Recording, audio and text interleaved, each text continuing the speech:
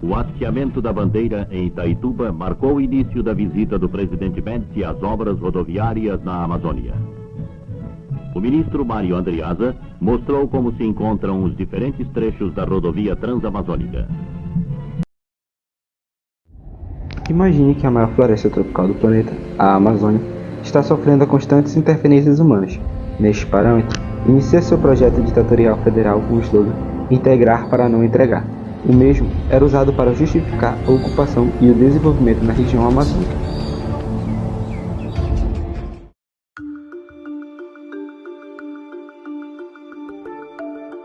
Esta é a Transamazônica. Uma rodovia que rasga a maior floresta tropical do planeta. A partir da derrubada de uma castanheira há 53 anos, ela começou a ser construída. Mas até hoje segue incompleta e sem data prevista para a conclusão. Era início da década de 70, época em que os defensores do meio ambiente eram escassos e a remoção em massa de árvores não era questionada. Época também que a Transamazônica, um símbolo da ditadura militar, começou a ser desenvolvida. Tudo começou durante o governo de Emílio Médici, após uma breve visita ao Nordeste em 1970. Na época, a região estava sofrendo pela seca e o presidente, durante seu discurso em Recife, decidiu tomar medidas para solucionar a problemática.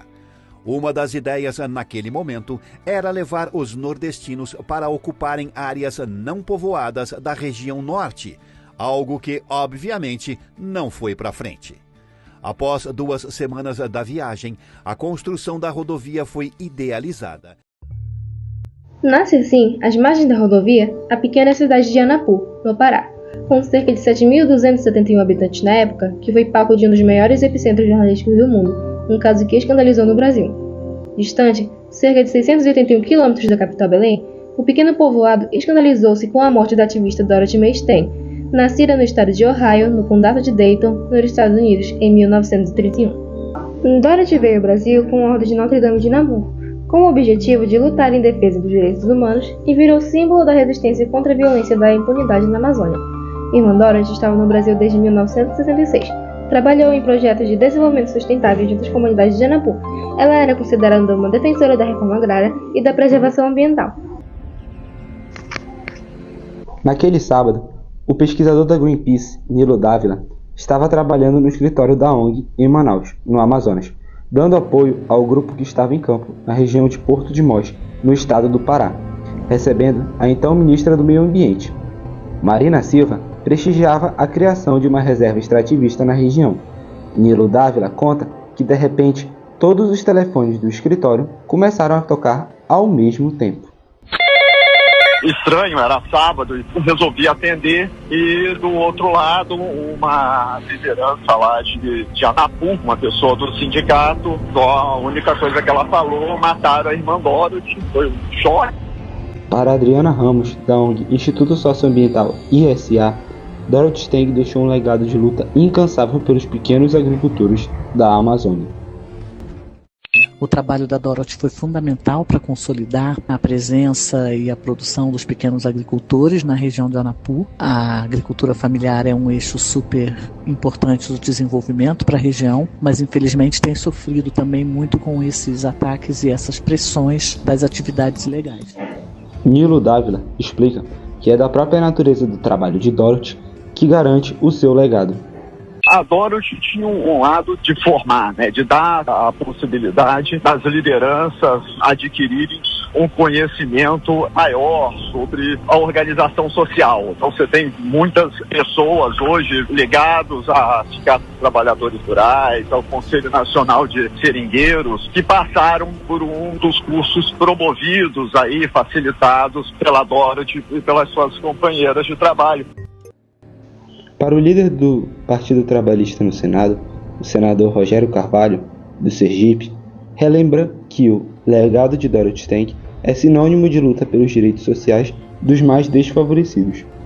Irmã Dorothy e a sua memória é a representação do sofrimento e da luta daqueles que buscam garantir o direito à terra e garantir direitos fundamentais que podem gerar justiça social.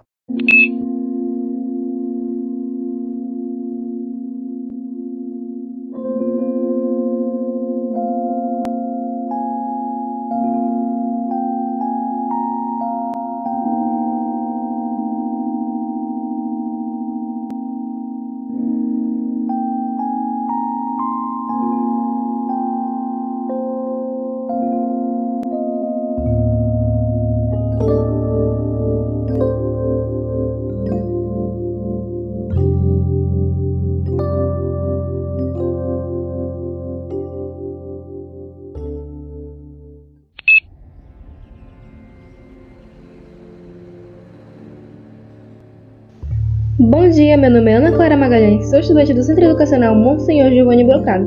Hoje estamos em frente à Câmara Municipal dos Vereadores do município de Santa Isabel do Pará, onde será julgado o caso da ativista Dorothy Stank.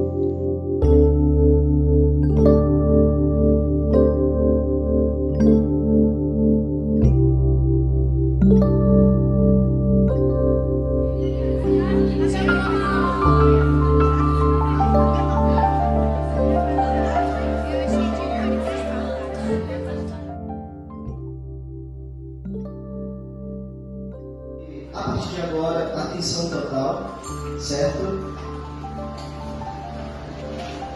Eu quero convidar aqui no nosso plenário a nossa juíza, tá? Excelentíssima Thaísa Jardim.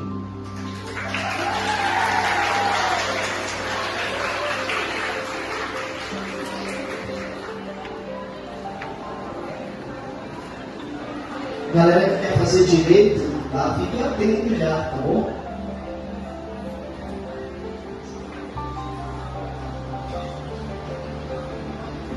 Quero convidar a nossa escrivã Sara, por favor, aqui no nosso plenário.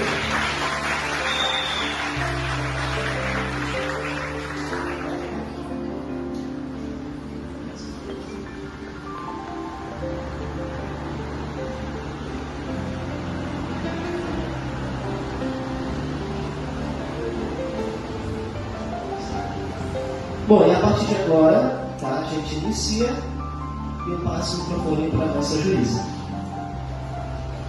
Bom dia, senhoras e senhores. Daremos início nesse momento à instalação da sessão do Tribunal do Júri. Convoco agora a Ordem dos Advogados de Defesa, composto por Júlia Damasceno,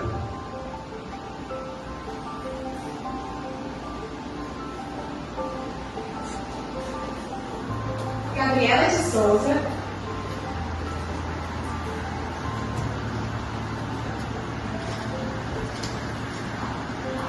Maria Rita,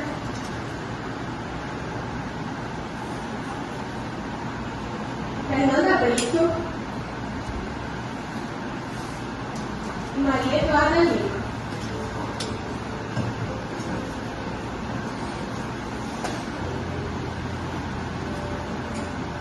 Agora convoco também os promotores de justiça. Rita Mello,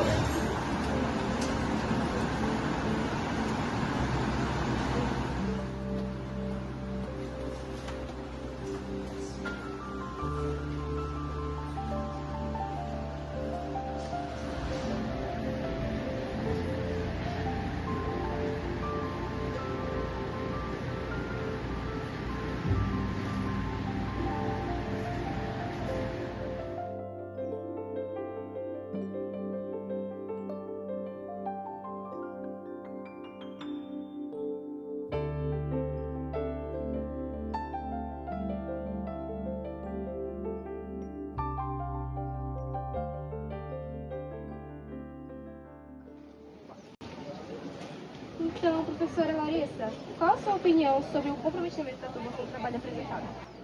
A turma tem se mostrado muito comprometida, eu fiquei muito orgulhosa porque se prepararam bastante, estudaram muito sobre o caso e estão fazendo uma belíssima apresentação.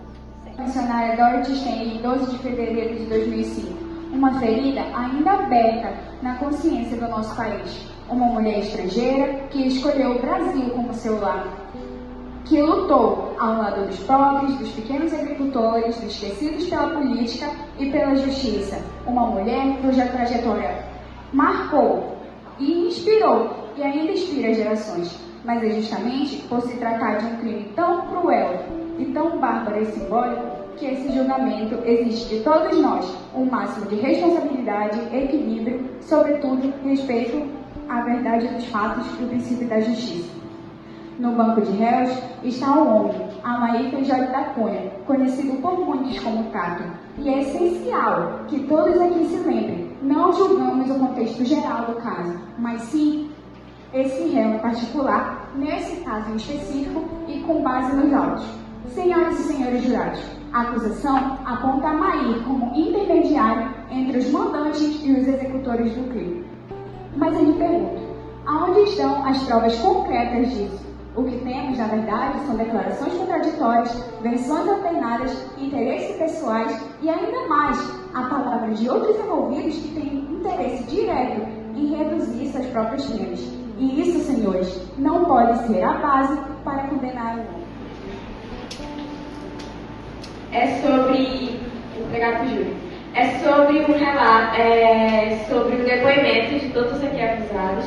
Como vocês podem ver nas áreas grifadas em rosa, nenhum momento se refere-se ao meu cliente, Regivaldo, e o único momento referido é na acusação do senhor Amair, que, em primeiro momento, ele disse que o senhor Regivaldo tinha participado do crime, mas logo se retraiu. Continuando aqui, para dar a acusação dos fatos, precisamos e que a verdade seja dita. A acusação tentou pintar o família como uma noite cruel e populista, mas essa imagem, na verdade, passa de uma distorção e a verdade será revelada pelas provas e testemunhos.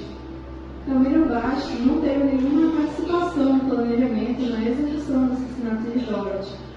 Isso baseia em 3 pilares de fatos: a ausência de provas, a motivação contraditória e o ambiente de anatomia.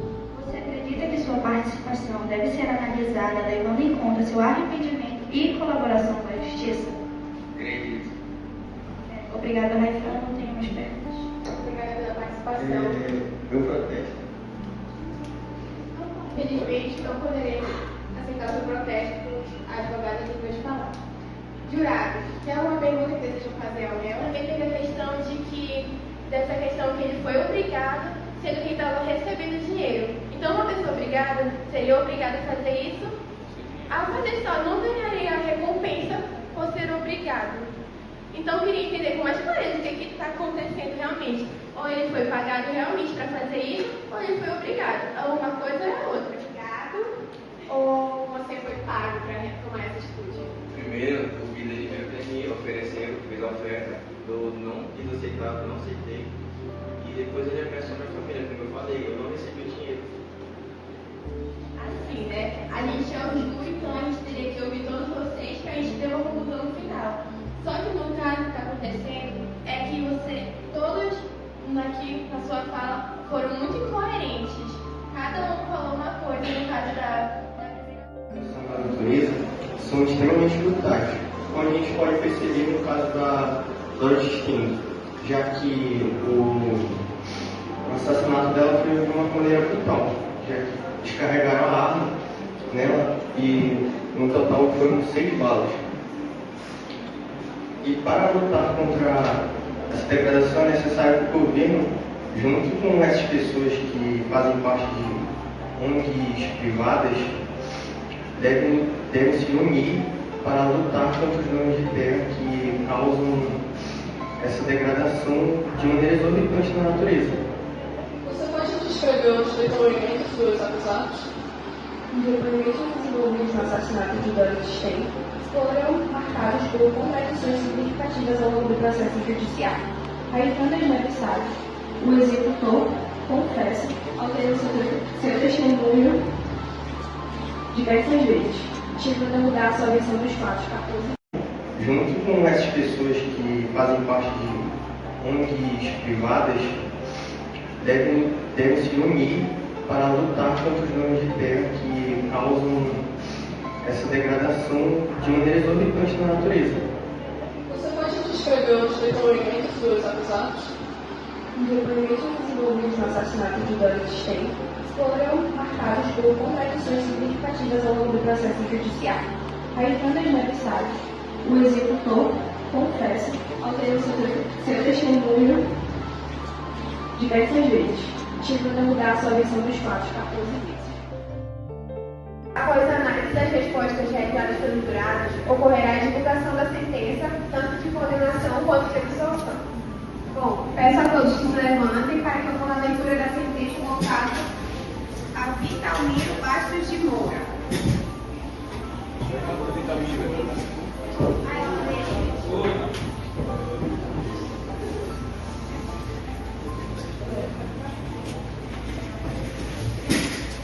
O egrégio Conselho de Sentença, na votação dos quesitos propostos, entenderam que, após regular a instrução processual e observância plena do contraditório e de ampla defesa, resta devidamente comprovado nos autos que o réu Vitalmiro Bastos de Moura, conhecido como Vida, concorreu na qualidade de mandante para o homicídio da missionária norte-americana Dorothy Stein, ocorrido em 12 de fevereiro de 2005, no município de Anapu, estado do Pará. O crime foi perpetuado de forma cruel, mediante promessa e recompensa, configurando-se como um homicídio duplamente qualificado, nos termos do artigo 121, segundo inciso do Código Penal Brasileiro, isto é, por motivo torpe e com recurso que dificultou a defesa da vítima. Agrava-se ainda pelo fato de tratar-se de uma pessoa idosa, conforme estabelece o artigo 61, inciso 2, do mesmo diploma legal. Diante de todo exposto, em consonância com o entendimento do Conselho de Sentença, condena o réu Vitalmiro Bastos de Moura a pena de 30 anos de reclusão, a ser cumprida inicialmente em regime fechado. Esta decisão não se trata apenas da aplicação fria da norma penal, mas da reafirmação do compromisso do Judiciário com a proteção da vida, da justiça e da dignidade humana, especialmente frente à impunidade que, por vezes, permeia conflitos fundiários na Amazônia.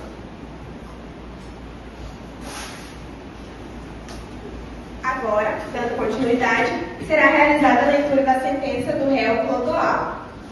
Após a análise cuidadosa das provas e depoimentos colhidos durante o processo, ficou evidente que o réu atuou conscientemente ao lado de Raifran das Neves Salles, autor dos disparos, contribuindo para que o crime fosse consumado. Testemunhas confirmam que Clodoaldo acompanhou Raifran até o local do crime, tendo, inclusive, sido ele quem deu a autorização verbal para que os tiros fossem disparados. A vítima, idosa e desarmada, foi surpreendida sem qualquer chance de defesa, o que caracteriza o uso de trabalhadores rurais. O que caracteriza o uso de recurso que dificultou a reação. Além disso, o motivo foi torpe, a intenção de silenciar uma voz ativa da defesa de trabalhadores rurais e na luta pela preservação da floresta. Portanto, reconheço que o réu cometeu o crime de homicídio qualificado, como previsto no artigo 121, parágrafo 2, incisos 1º e 4º do Código Penal, em conjunto com outro autor, conforme artigo 29. Sendo assim, condeno Clodoaldo Carlos Batista a pena de 17 anos de reclusão, a ser cumprida inicialmente em regime fechado. A pena leva em conta a gravidade dos fatos e o papel decisivo do réu na concretização do homicídio. Esta sentença representa não apenas a aplicação da lei, mas o compromisso dessa justiça com a verdade, com os direitos humanos e com a memória de Dorothy Stein, cuja vida foi dedicada à defesa dos mais vulneráveis.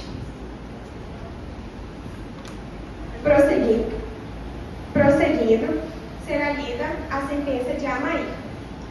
Trata-se de ação penal movida pelo Ministério Público do Estado do Pará em favor de Amaí Feijoolho da Cunha, conhecido como Tato, que foi denunciado pela prática do crime de homicídio qualificado, em virtude de sua participação na morte da missionária Dorothy Stein. Entretanto, como escolhido pelos jurados, o senhor Amai foi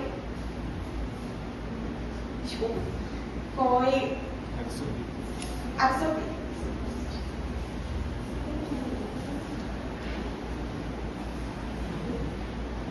Agora, dando continuidade, será realizada a sentença do réu Regivaldo. Nos autos da ação penal que apura o homicídio da missionária norte-americana Dorothy Stein, ocorrido em 12 de fevereiro de 2005, no município de Anapu, passo a proferir sentença contra o réu Regivaldo Pereira Galvão, popularmente conhecido como Taradão, acusado de ser um dos mandantes do crime. Constatado pelos jurados, o réu Regivaldo foi absolvido.